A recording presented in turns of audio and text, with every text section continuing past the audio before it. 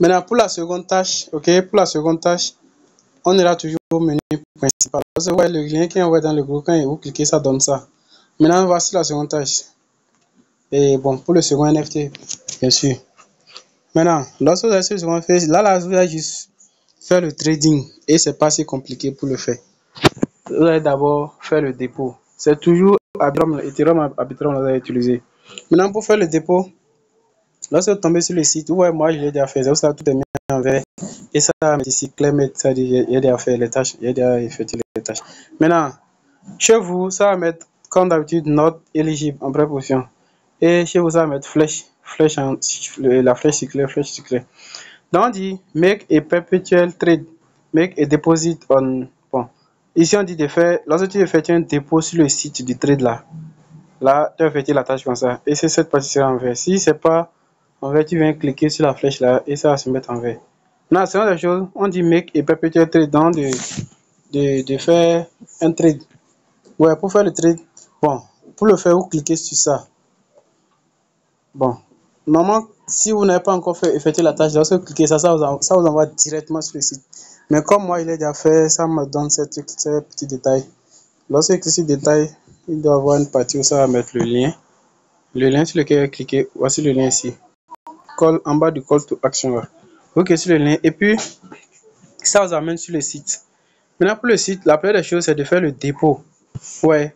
Donc, on a utilisé, disons, 0,9 $ pour acheter le NFT pour l'otage, pour la première partie.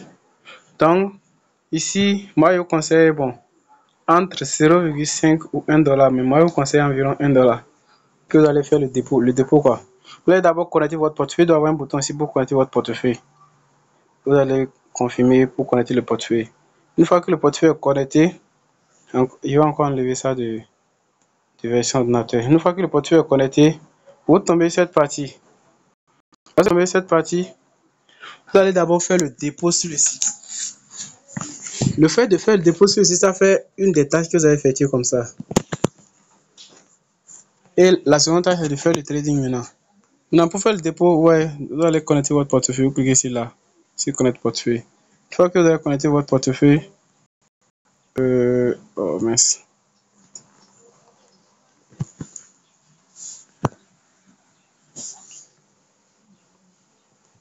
Vous allez connecter, bon, il clique sur connecter portefeuille. Il clique sur connecter portefeuille. Et le message, ça pour si ça ne. Quand vous cliquez sur connecter portefeuille, normalement, ça va réagir sur votre MetaMask. Et ça va afficher le message pour mettre votre mot de passe et confirmer. Mais si ça ne fait pas ça, si ça ne fait pas ça, vous allez, comme je l'ai dit, si ça ne fait pas ça, vous allez, vous voyez ici, non, vous cliquez sur le bouton de MetaMask là. Ensuite, vous cliquez sur MetaMask. Puis vous allez confirmer, vous allez mettre votre mot de passe comme d'habitude pour confirmer. Maintenant, finissons cette partie d'abord.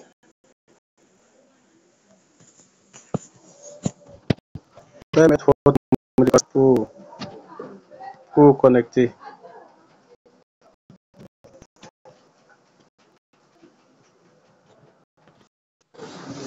Maintenant, une fois que vous avez connecté votre portefeuille, ouais, non, le portefeuille a été connecté. Vous allez maintenant faire un retour sur le site.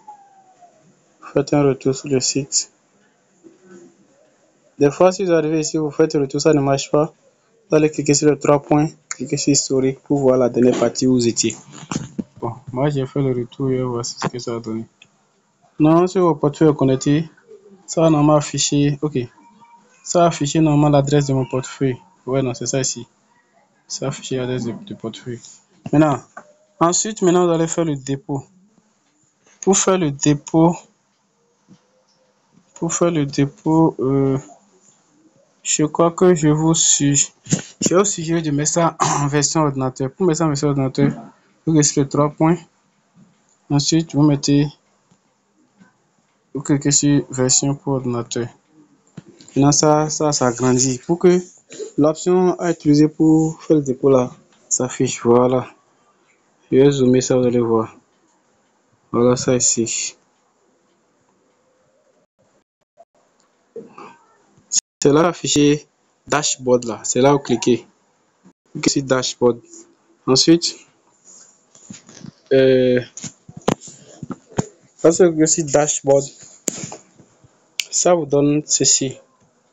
Arrivé ici, vous cliquez sur fonds et compte. Cette partie, fonds et compte. Maintenant, vous cliquez sur asset. Normalement, quand on vient ici, ça affiche les différents cryptos qu'on peut déposer. Ça affiche USDC, USDT, ETH et autres. Normalement, ça affiche ça.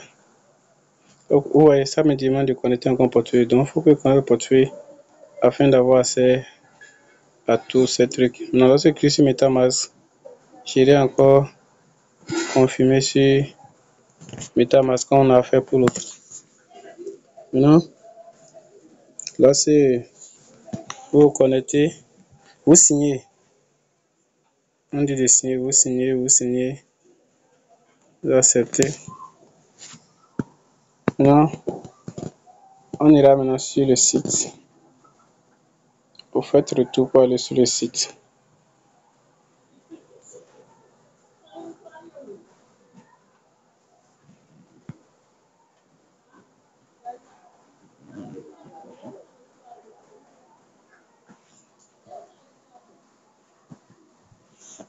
Si vous faites retour, ça ne marche pas, cliquez sur le 3 points, cliquez sur souris.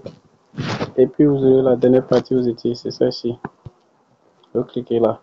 Vous cliquez sur le lien du site. Maintenant, normalement notre portefeuille va se connecter.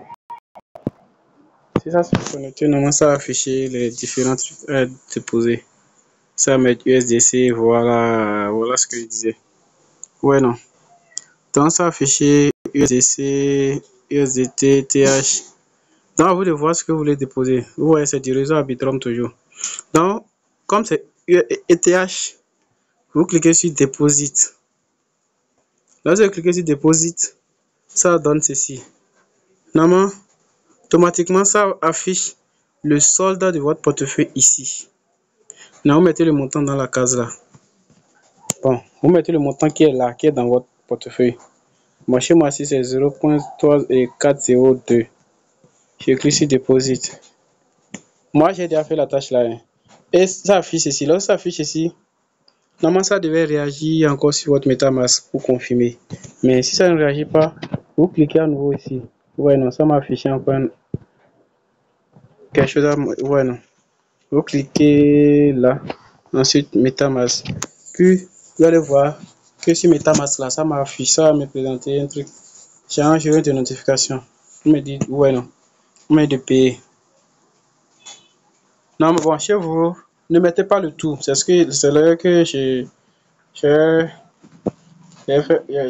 au fait. Et puis, moi, je voulais déposer un truc de 0,03 $. Or que les frais s'élèvent à 0,07 et le tout fait 0,10. Donc, ça dépend du montant que vous avez dans votre portefeuille. Si vous avez par exemple 0, et bon, ça dépend.